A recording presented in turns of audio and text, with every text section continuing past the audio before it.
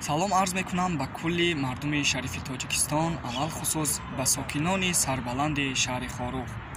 Чанд рӯз аст ки мутаассифона авзои амниятии шаҳри Хорух ноором гардидааст, ки ин ҳама алоқамандӣ дорад ба дастгирию пуштибонии сокинони шаҳри Хорух, алал хусус ҷавонон аз як ҷинояткор.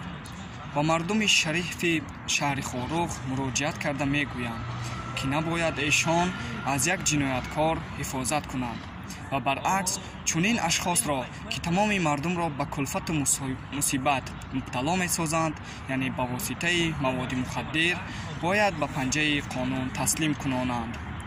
мо ҷавонон умед дорем, ки ҷавонони шаҳри Хорух хиради азалии худро рӯи даст гирифта, аз сиёсати пешгирифтаи хиратмандонаи асосгузору сулҳу ваҳдати миллӣ, пешвои миллат муҳтарам Эмомалӣ Раҳмон ҳифозат менамоянд ва ба тафриқаандозӣ роҳ надода тарафдорӣ аз истиқлолияту озодӣ ва сулҳу субот мекунанд.